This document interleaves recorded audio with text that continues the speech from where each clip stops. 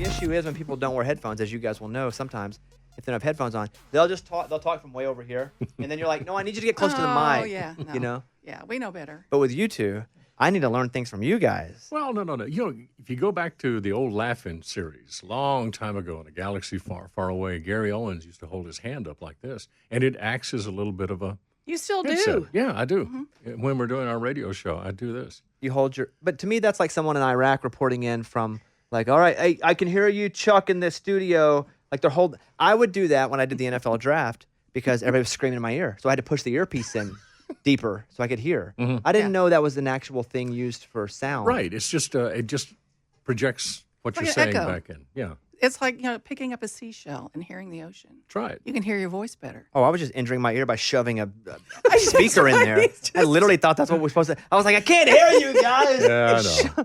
I'm shoving it in there. And don't you see? A lot of people don't realize that when you're doing a live shot like you're just talking about, you've got an earpiece in there, and you've got all these people talking with you. You're trying to keep your thought together, and at the same time, they're saying, "All right, now when you finish this, I want you to toss to so and so who's going to tell you." You have to have two about that." brains. Yeah, it's weird, and I'm not great. I'm okay Mm-hmm. to pretty good. I have some friends that are great at it. Like they can hear a whole 3 conversations while doing a live shot. Yeah. Me, again, I just tried to shove it in deep because I couldn't. And it turns out I just didn't. I couldn't process all the voices because it was that loud. But the good thing about our job is we don't really have to do. At least I don't. Do you guys have to deal with anybody in your ear ever when you're recording your show? Usually, no. Well, I mean, we have, producer in our ear usually, but this is where, you separate the big boys from the bad producers. A good producer knows when to talk to you. Right. And that's not when you're talking. There was a clip of Casey Kasem. Did you guys ever meet Casey Kasem? Ever? Yes, he was on our show. Yeah. We did a cooking segment. Wow. He was a vegan, and he came on and made some kind of a soup with spinach and dandelion greens and all sorts of things that Charlie wouldn't eat. But It looked like the front yard. You, It really did. sticks and stones, and he cooked all that and you wouldn't eat it? he wouldn't eat it. No. Isn't it a bit? You didn't commit. What do? You go out in the front yard and graze? I don't.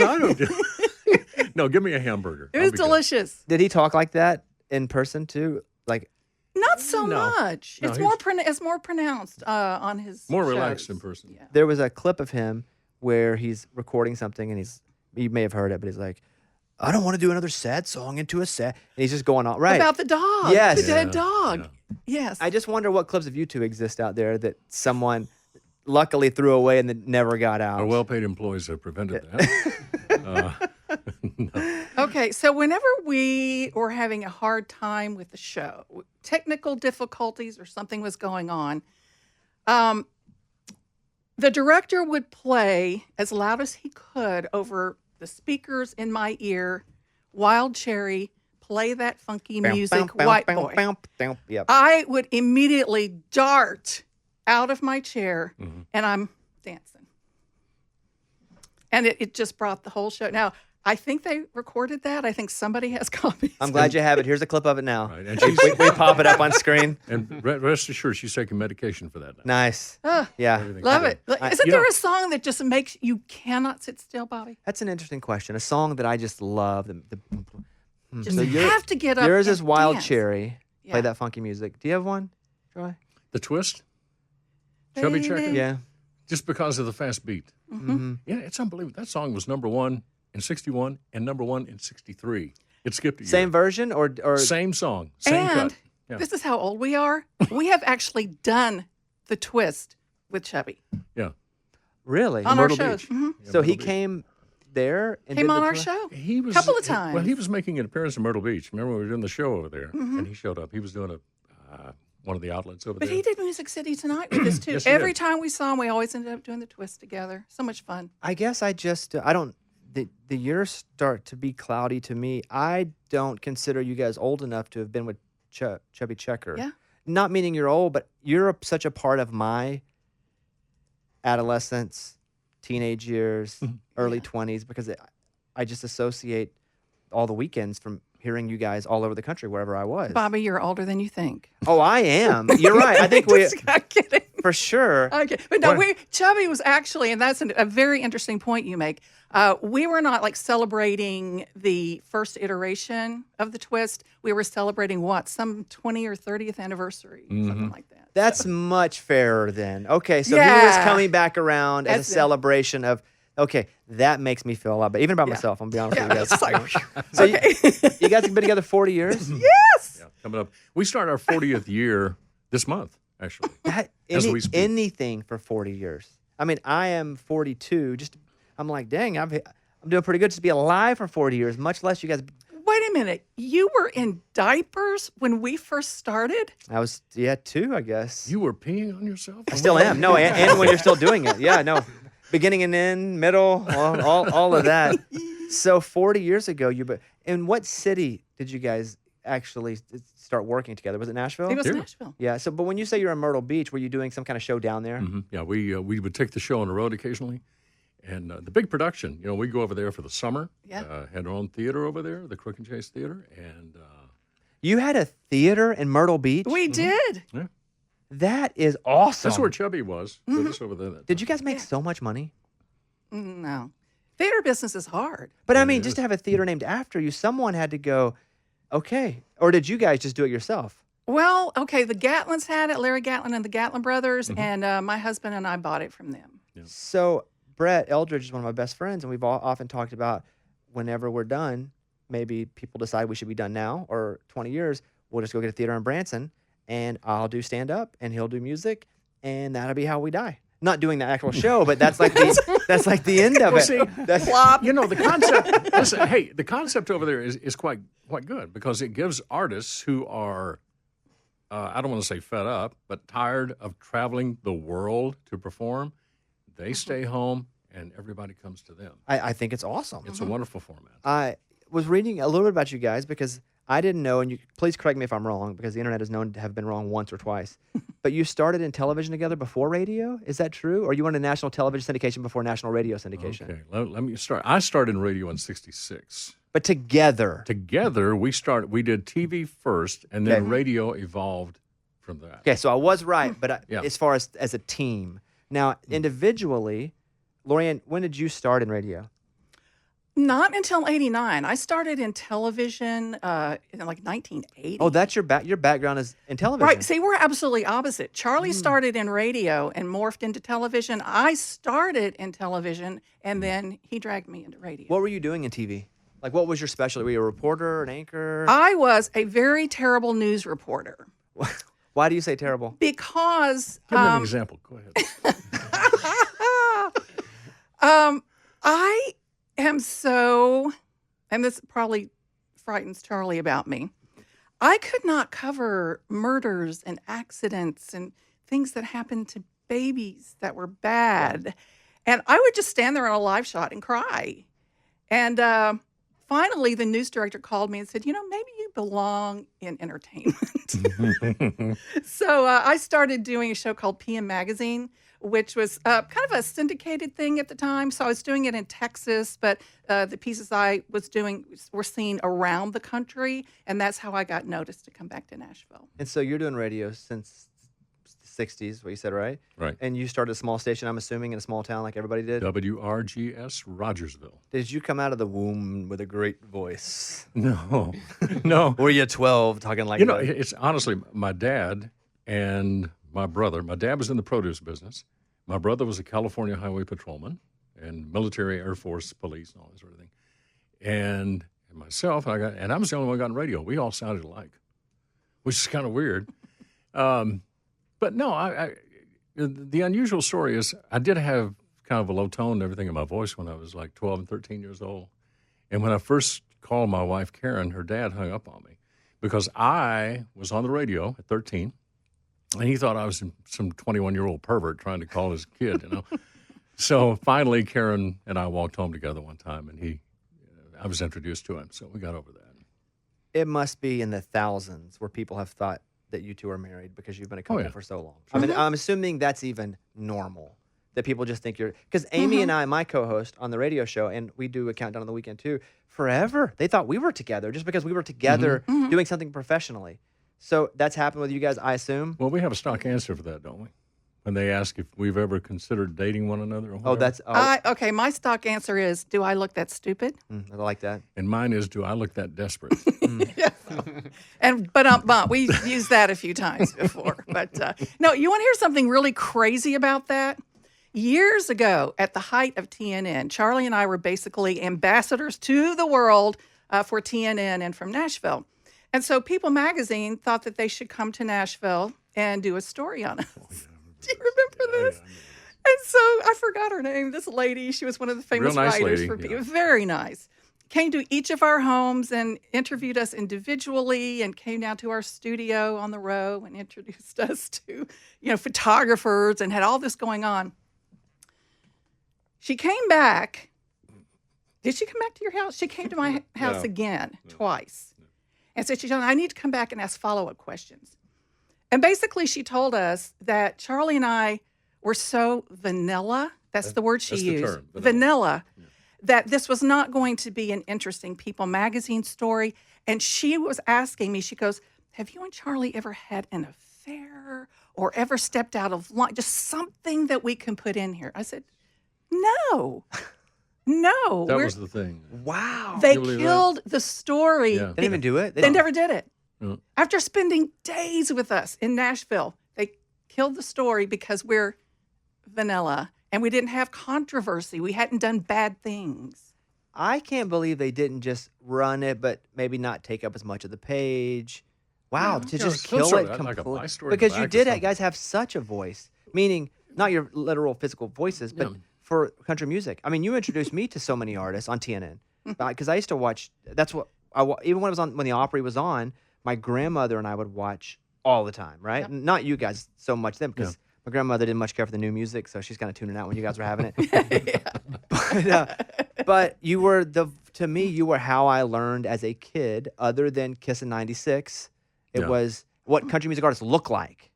That's what I got from you guys. First time I ever saw Little Big Town was you guys.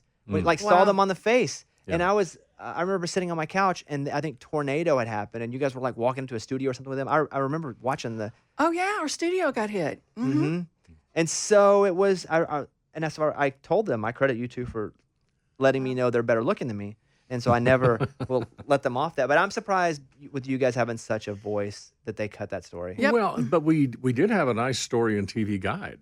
Remember that old Oh, magazine? now, they were Is very that still nice to around? us. Is TV Guide still around? I think now it's just a digital space. Yeah, probably. And last time I saw it, it was like a larger publication, but it used to be, about like that size. Yeah, like a little whatever. square. 15 cents Yeah. came out every Friday. And Cable Ace Awards were nice to us. We got, we won Golden Entertainment Apple. News Show over what? Entertainment Tonight? Or Entertainment over Larry Tonight. King or something. It was wild. So we were, Yeah, and right we were now, if I'm not mistaken, I think we are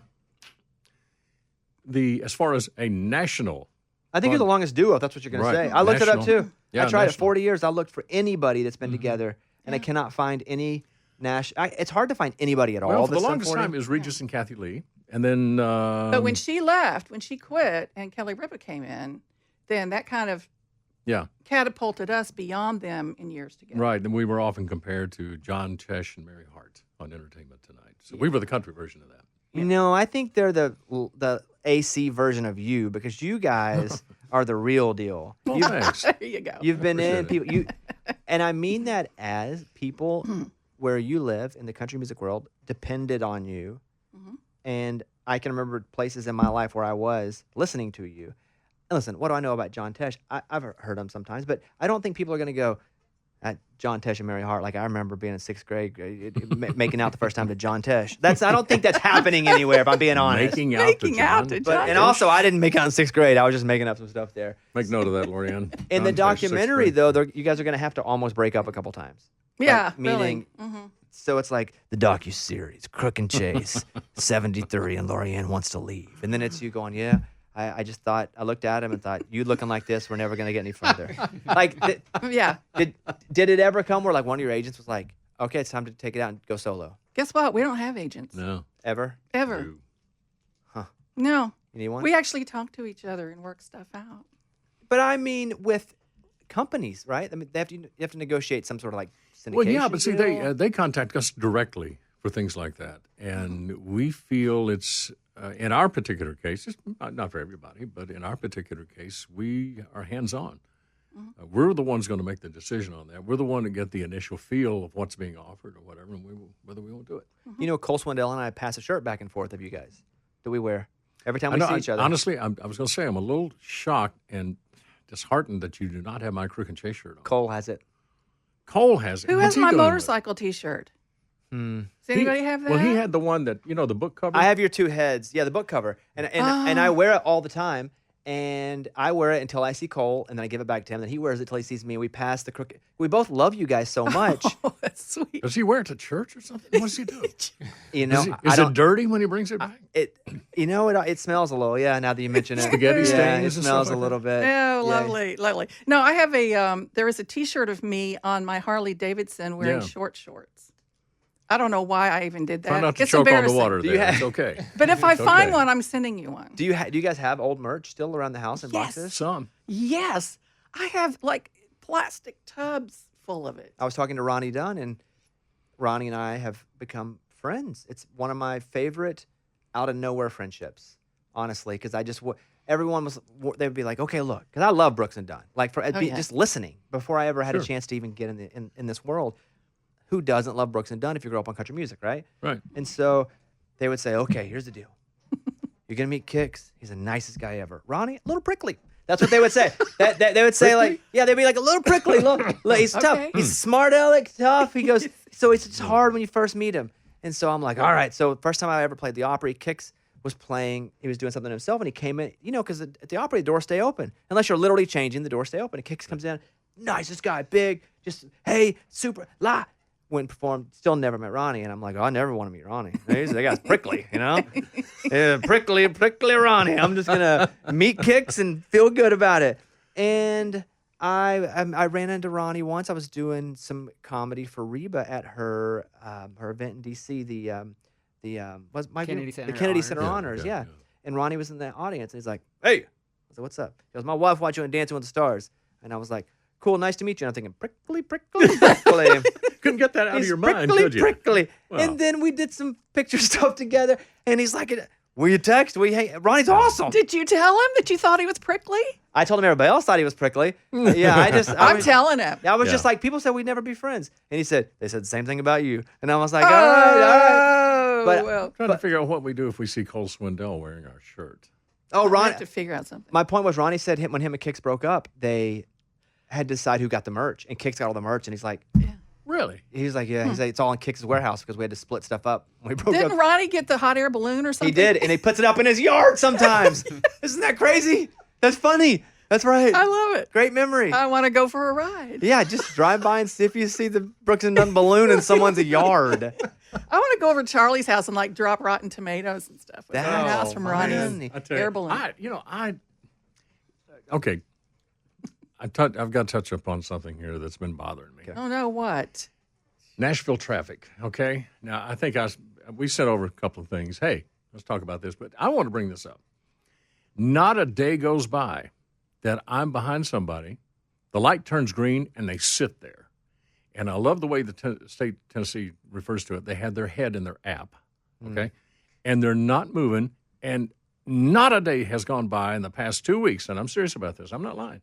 I've had to honk the horn. As long as you're that's okay, right? Because I think so. If you do a that's not they're friendly. coming out with guns That's and stuff. it. No. It's just like, Yep, that's the doot means and hey buddy. we had a discussion on what is the, like if you pull out in front of somebody in this town, which is just like a sport, if you pull out in front of somebody accidentally or cut them off accidentally or whatever, what is the proper wave to let them know you're sorry?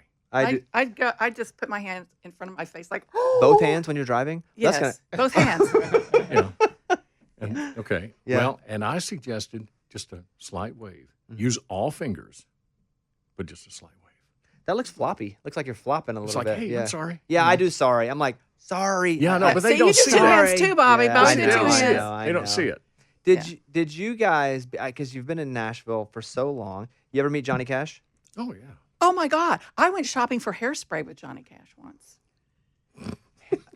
What's the story that led to you going with him to get Hairspray? It was late at night. It was Kroger 24-hour.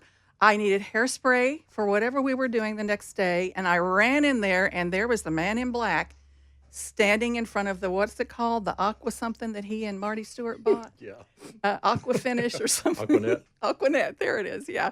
So Johnny Cash and I are standing there just kind of laughing and talking about which Hairspray we're going to get. There are so many things to unpack.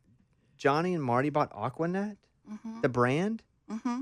I think Marty might still use it if it's around. Wow. And Yeah. then he was just hanging. Was he recognizable? No, sure. Yeah. He's always wearing black. But, yeah, too, that right? was back when nobody went to the store that late at night. Yeah. Except Johnny Cash. It's me and Johnny Cash. And somebody who needs Hairspray late night. But you know the thing is, Crazy. in this town, when you see people like that, they're usually not bothered. Mm-mm. People are respectful of what they do. They realize this is an entertainment center and see stars all the time. Just, oh, hey, how you doing? You know. I don't know. I think it's starting to change a little bit again for the worse. I think it Maybe. depends where you go. If you go to a real touristy place where people kind of don't know the rules, Mhm. then it gets a little ugly. Yeah. So you Yeah, just you're kind of have to right. pick your place. Because I don't think it was, you could tell me if I'm wrong, I don't think it was as like a bachelorette touristy Not even No. close. 25 years ago. No, not even close. No, this city has changed. It's grown really fast, and because of the influx of people, I always like to say this has small town charm, but it's a big city with small town charm, but that's changing. Yeah. Is that your only Johnny Cash experience? Oh, Oh, no. Oh, you do have a lot. Oh, he was on our show numerous times. Did you like Numerous him? times. Oh, yeah. Loved him. He was great. You know what surprised me a lot? He helped us actually do a surprise tribute show to the Statler brothers. You know, he helped get the Statler brothers started. Mhm. And the Statlers didn't know Johnny was going to be there. And Johnny was going to jump in and sing with them and surprise them on some gospel numbers. And backstage, well, I remember, I think this actually happened, Charlie, on the air.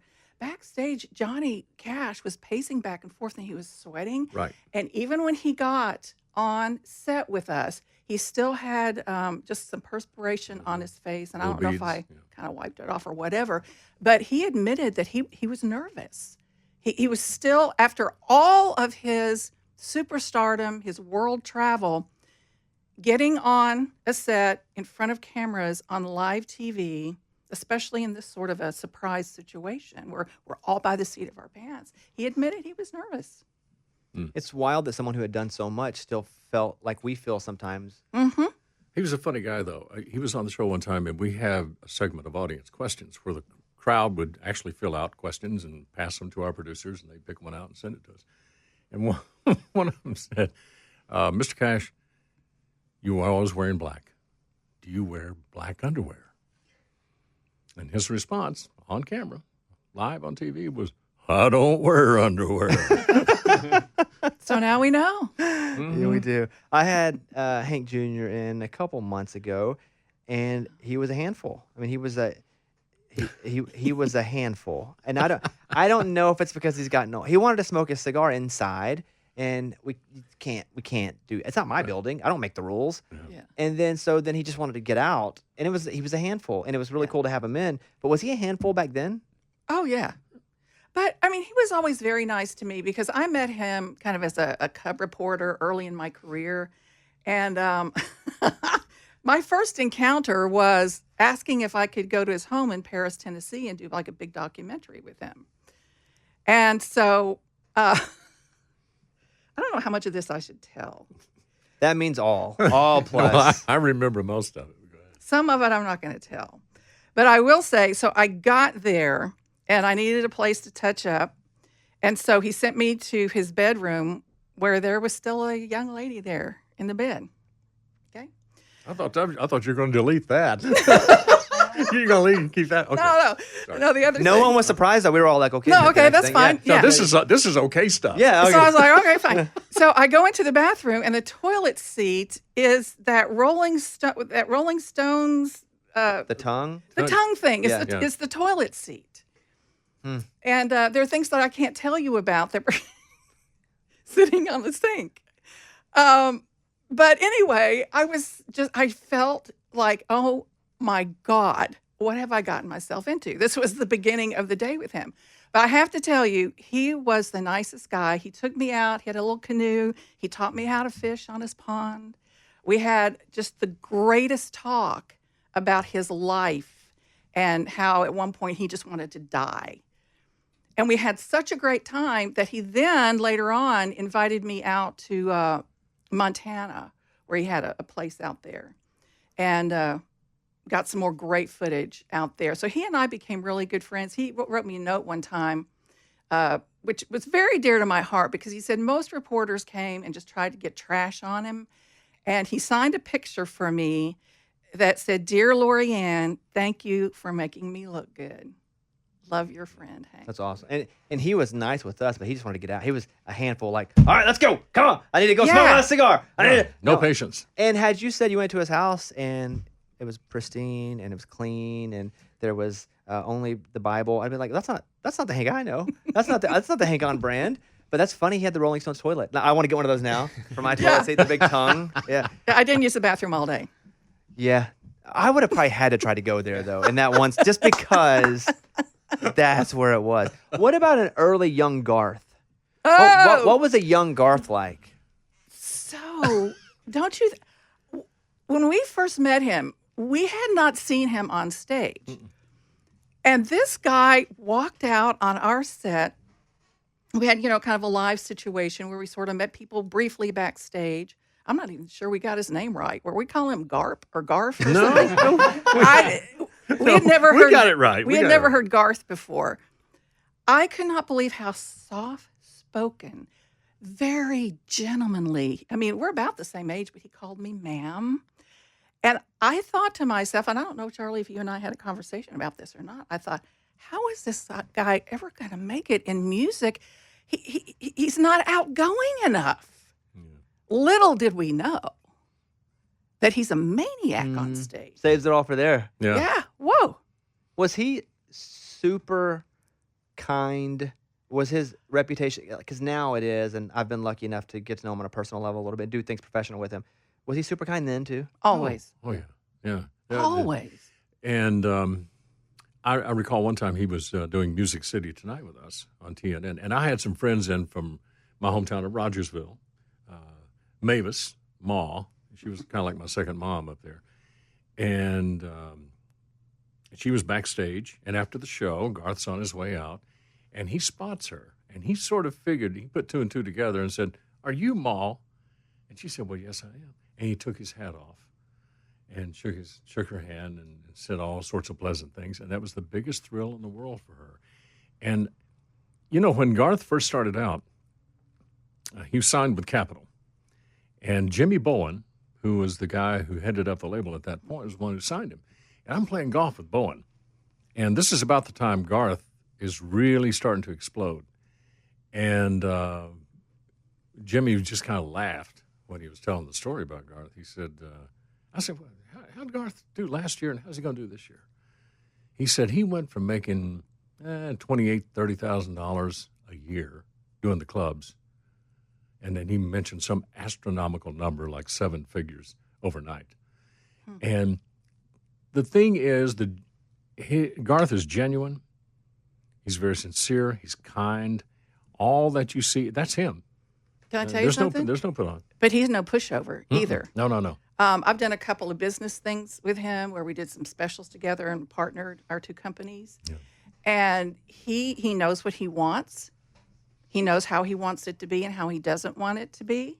And he respected my opinions, but he's very professional to work with. But it's really interesting because you would think that, maybe he's so soft-spoken that people could take advantage of him. No, he's very astute, very smart. The one thing I've always wondered about, these mega tours that he's on, finishing up in Ireland and all the stadium tours and everything, how hands-on is he on a daily basis on something that gigantic?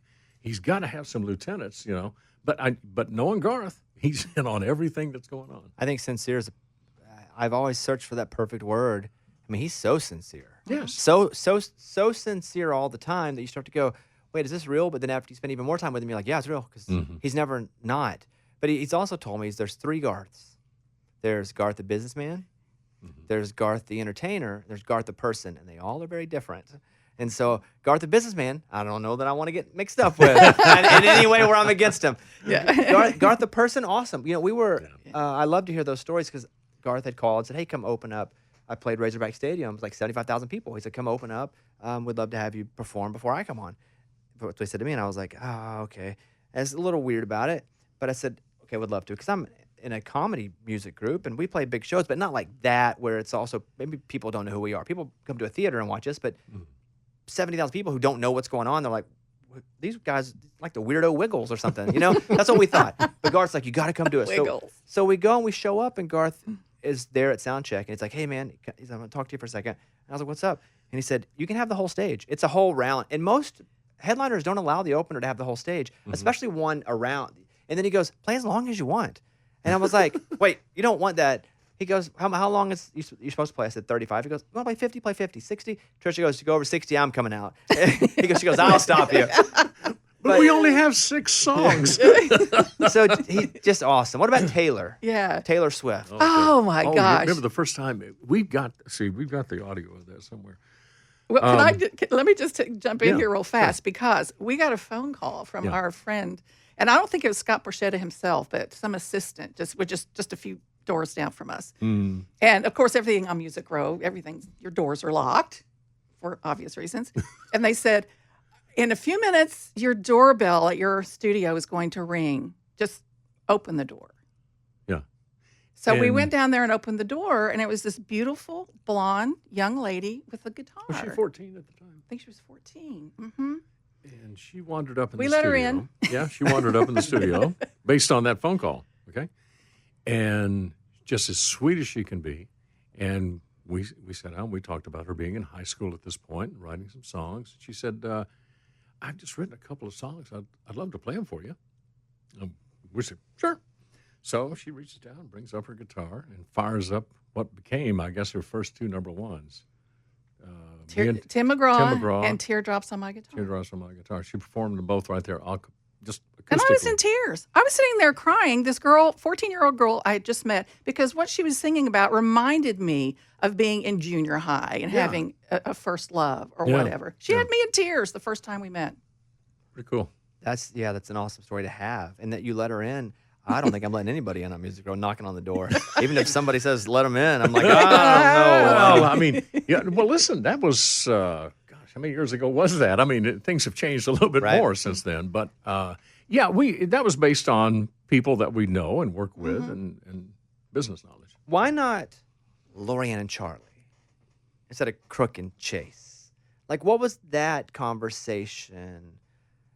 I don't think we ever considered Lorianne and Charlie. No, Crook and Chase had a better ring to it. It does. The alliteration's good. You just don't know who's who just by the last name. Because I'd be like, which one's Crook? I know because I know you two. But if I just were to hear you on the radio, Crook and Chase, they both could be either. Yeah. Well, and the reason it isn't Chase and Crook is because, think about it. If you say it fast enough, Chase and Crook, it sounds like a cop show. Starsky and Hutch was big at that time.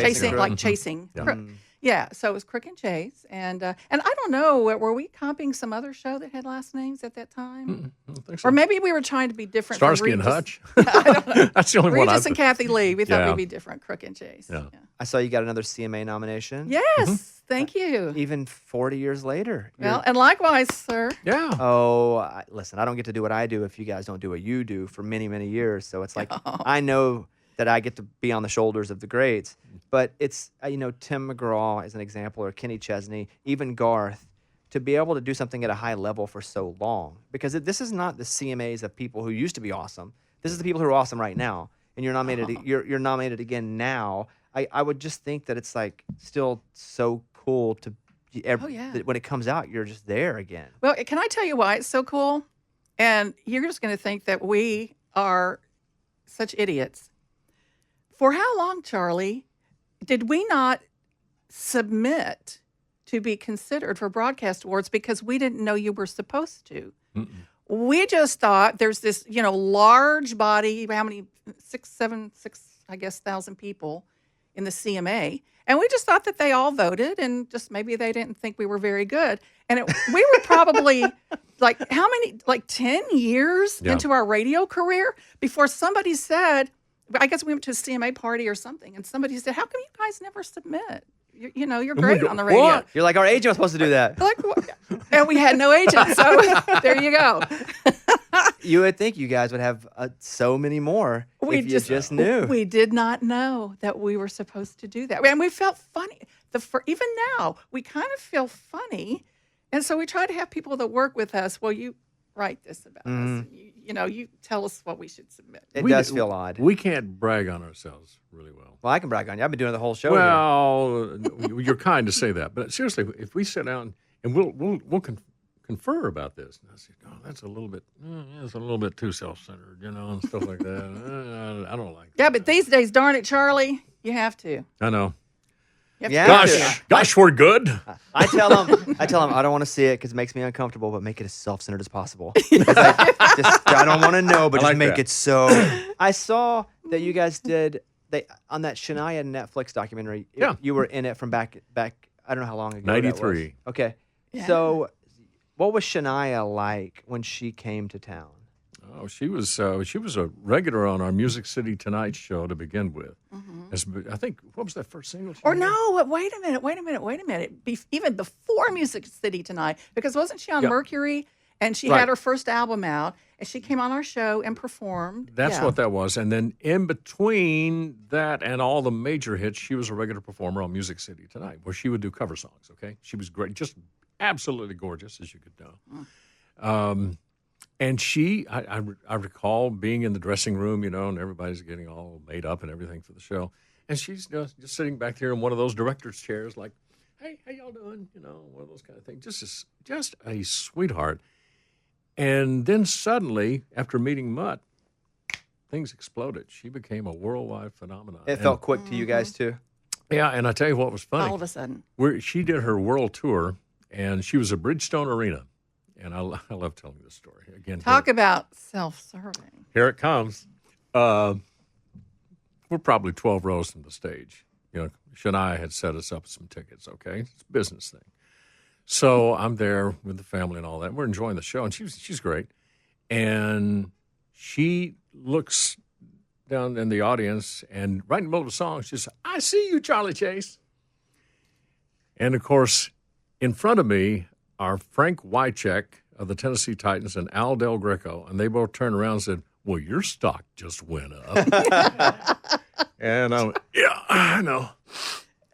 Did it get weird when her fame became international? Meaning, were you seeing international situations? Were people coming into town? I don't know. She got so big in so many countries, more so than maybe except for Garth, maybe more than Garth. I don't know. I just feel like she's been the most famous country music artist we've ever had.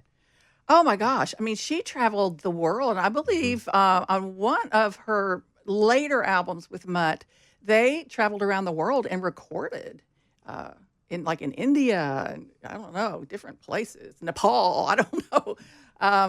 But yeah, you know what's so funny? Prior to meeting Mutt, that was just a big turn in her life, and she would even tell you that. But she would be talking to us backstage, and I thought it was so interesting. She goes, I just don't even know if I fit in this town. Yeah. There were writing appointments, and you had to be a certain place, a certain time, and write with this person and that person. And she goes, I'm a little loose for this. She has to be inspired. I think that's why she and Mutt clicked, because he allowed her to, and guess what Mutt does? He allows people to be the artist that they want to be. But he's so private. I remember she disappeared from Music City Tonight for several weeks, and when she came back, she was married. And she brought a picture of her wedding, but it was cut in half. Prophetic, maybe. But Mutt wasn't in it. I was like, well, wait a minute, where's your husband? Because I didn't know who Mutt Lange was at the time. And she goes, oh, well, he's really private, and I can't show his picture around. But she wanted us to see her in her wedding dress on her wedding day. But I don't think she was with our show more than a few months after that, because she and Mutt just I gave her one of my pictures and told her to insert it right there. And she cut you out of it? Yeah. Yeah. She cut Charlie out, too, yeah. An individual answer from both of you. And Lorianne, I'll start with you. Okay. If I say, you're going to interview this person, it's going to be a great interview because they just are great on the microphone. Who's a great interview? There are so many. But you got to give me one. Oh, that's so unfair. You're going to put us on the spot. Like, I'm not saying who's bad. I'm not saying who's bad, but I'm saying I understand that. Because, okay, I will tell you mine to give you thoughts on it. Yeah. I know, and again, much like you guys, I've been fortunate enough to forge relationships with certain people in this town, too. Some of them happen to be artists. And one of my friends is Jake Owen, who I know he's going to nail it on air because he just has something. He comes in prepared. He will go wherever I take him, or I'll let him take me somewhere. Mm-hmm. We just have that relationship where I know Jake is coming in. It's going to be a killer interview regardless. So if I were to put that on you, Lorianne, Classic artist or current? let's go classic. Classic You can do artist? each if you want. We can do the categories. Well, okay. Barbara Mandrell, flat out will tell you the truth about anything. Love that. You have to And love Reba, that. she and Reba. Yeah, Reba's awesome. She will Was tell Reba you. always like that? Yeah, I thought so. Because I don't know if it's Reba now because she's Reba, because she will just say it. I take that back. When I first interviewed her in '83, I believe it was, she was still trying to get a feel, a feel of the vibe. She was a little timid at first. Yeah, I guess that's a good word. Yeah, At first. but then confidence. Boy, now she'll tell you whatever. I know. no. I don't. she'll Don't you love it? Yes, I love it. She'd be up there too as far as I just don't get to interview her as much anymore because she's Reba and she does whatever she wants. And Yeah. Okay, so we're gonna do Barbara Mandrell, and then who would be current? Current artist. Oh God, Charlie, who did we break into giggles about? We just there were so many people. I will tell you, Brothers Osborne, for whatever reason, we just start off the rails and we never get back on, and we just laugh a lot. Yeah. I love. Yeah, Brothers good guys, Osborne. good guys. All right, Aldean's funny. is he? Aldine is a mess. Well, it's because Charlie and Aldine are naughty little boys. No, we're not. And when No. they get together, I can't keep it together on the show. Well, we start out giving him some crap to begin with, and then it slowly just. You talk falls about your in- tongue toilet seats, and then your Rolling Stone toilet seats. Similar, something similar, but not exactly that. But I tell you, I like Trisha Yearwood. Mm-hmm. She goes back to what you were saying a moment ago. You bring it, just throw it out there. She'll go with you wherever you want to go. She's so funny. And Justin Moore, I just did an interview with him. He's out of his mind. He's out of his mind. He's another Arkansas boy, huh? Yeah. there you go. So he was telling me the other day, with A Woman You Love, of course, big hit song and all that. And he was talking about, I said, well, what have you had to do? What concessions have you had to make? He said, well, I've learned. He said, I don't like cats. And she brought home a damn cat. And now I love that cat. It sleeps in the bed. The cat sleeps in the bed with me. And he just turned and walked away. Yeah, he's a good guy. So you guys were inducted into the Country Music Hall of Fame, the Radio Country Country Radio Music Hall of Radio Hall of Fame. Fame. Yeah, that's awesome. Yes, we were. So when you get that call, how long ago was that?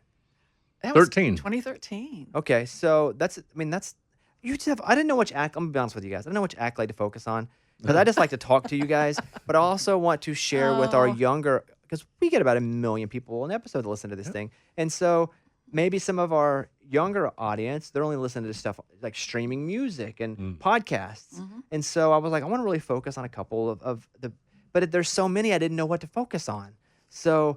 We've spent some of this time. We could do a whole podcast on just all the cool things you guys have done, Wow. and that's one of them being in the Country Radio Hall of Fame. And so who calls and tells you that, Was or it what's Payne? that? Was it Payne who called us? Yeah, well, Bill called me. Yeah, he called me too. Yeah, and he basically, I was at my desk and I picked up the phone and Bill Main, and he asked me what I was doing on a certain date. And usually that means people want you to come and present or be on the board or whatever. And so I was a little cautious because I don't want to immediately commit to something that I don't know about in my crazy schedule. And so I was kind of like, well, what's the date? What are we talking about? And he says, because you are going to be inducted into the Country Radio Hall of Fame. And I swear to you, I'm going to back up. All he heard was, Go over there. I swear I screamed that loud for about 5 minutes. I watched a horror movie last night. It sounded just like Just that. like that. No, Bill called me as well, and he just said, I knew who he was. Didn't know why he was calling, though, because he was the country radio broadcaster, CRB. And I figured, hey, he wants us to do something. He said, well, you're going into the Hall of Fame. And I said, are you sure? He said, yeah. Check Yes. again. Yeah. And I was very pleased to hear that. That's kind of it tame, was exciting. Charlie. Well, I'm not going to do what you did, but I did something similar. His sound is.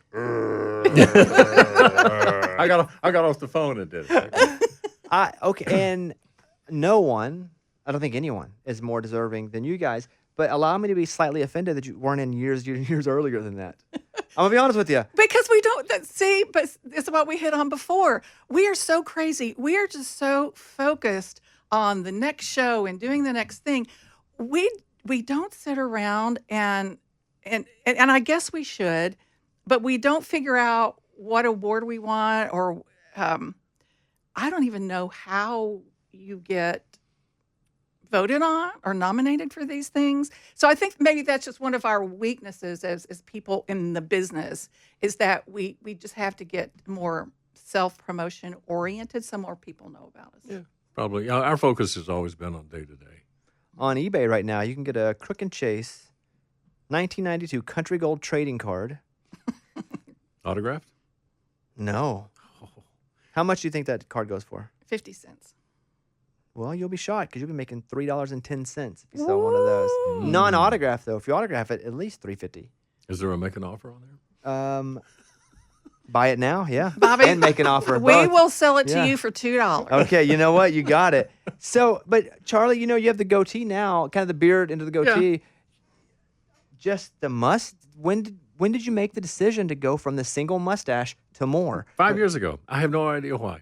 I do recall when I first started growing this beard, and Charlie Daniels was coming by, the late Charlie Daniels was coming by our studio, and he walked and he looked at me and said, I'd been growing it, I guess, about a month. He said, are you growing a beard? And I went, yeah. He said, well, it's going to be white. I walked on by.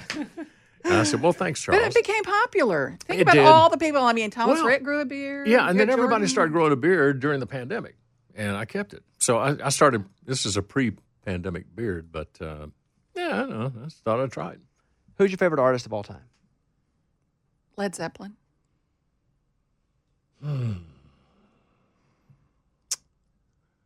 I'm going to base this on just experience and going to the shows and my youth and everything else. The Rolling Stones. I know a toilet seat you could get. I know. I almost I spit do. right I then. do have the shirt. Yeah. Autographed by Mick Jagger. Really? Thank you very much. Yes.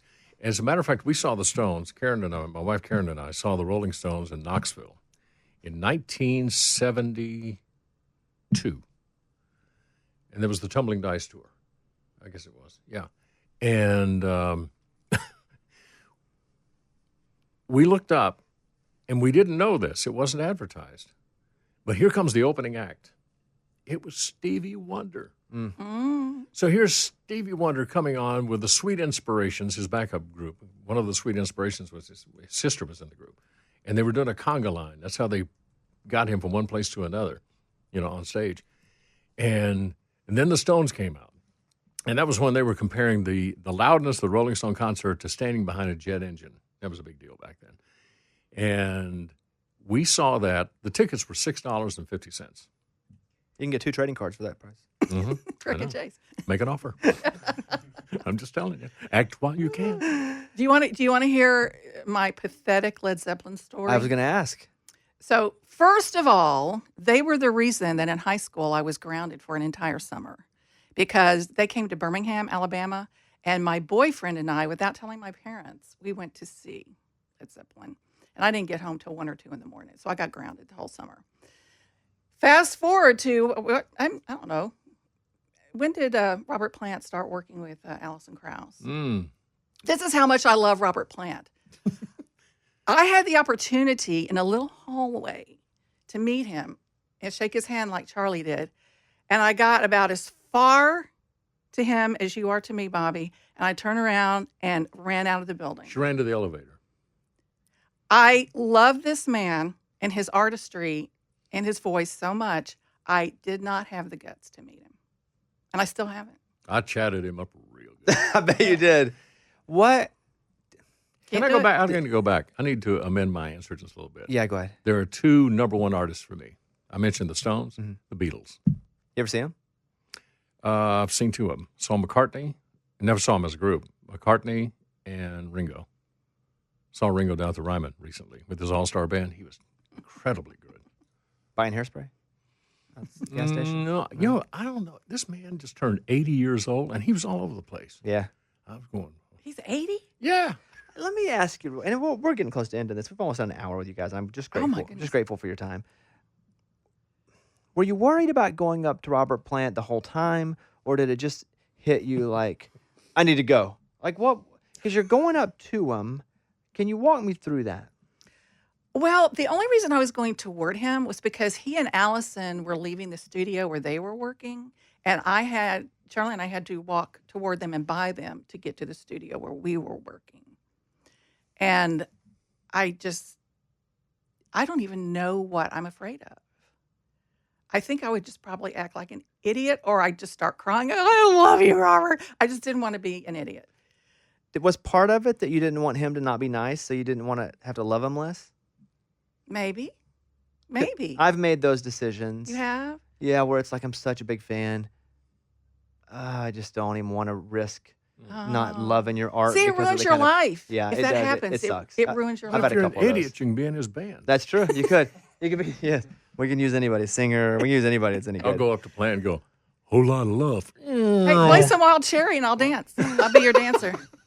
Let me say to you two, I have been looking forward to this for weeks and weeks. Oh, thank When you. I saw Yeah, it pop too. up on my calendar, because I told Mike, we have like a dream list of people that we want personally, and we get really. I mean, people come by. Urban drives up and comes over, and Jay, everybody comes by. But when it was like our dream list, it's people that personally like have mattered to us.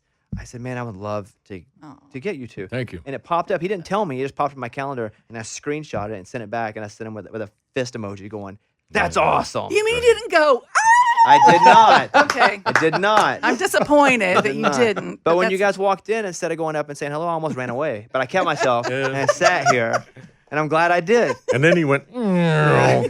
Because you're awesome. Congratulations on you. not just an excellent career, but the sustained success. Thank you. Like they're completely independent. Congratulations on such a noteworthy, and even to someone as a fan myself, it has impacted me in many ways. So just selfishly, personally, I say thank you. But also it's like you've sustained it where you're still relevant after thank you. 40 years together. And that itself is just hopefully to you guys like a treasure that you're able to stay together and keep doing it. It's a lot of fun. We consider ourselves family. We're close friends. We've been through a lot together as friends and business partners and things, and it's good. and it's by the grace of God. Yeah. Let's just say it. It's one of those things you can't plan it, and if it happens this way, it's a God thing. And you can follow Charlie on TikTok. All you have to do is go over and can you imagine he's dancing on TikTok? Are you going to buy the card? You going to buy the card? Yeah. We've seen Bobby Bones doing the don't- the get up or You don't something. you don't I want to know. see me doing any Yeah, I of that. saw you. No, you were good. I thought you were Yeah, good, and you yeah. did it with some kind of a large drink in your hand. You ever danced on this table? I Now haven't. is the time. Oh, the No. laughter indicates otherwise. It is not the time. It is. Thank you. Big fan. Always, you. always will Thank be. you. Thank you, guys. Appreciate your time. This is fun. Thank you.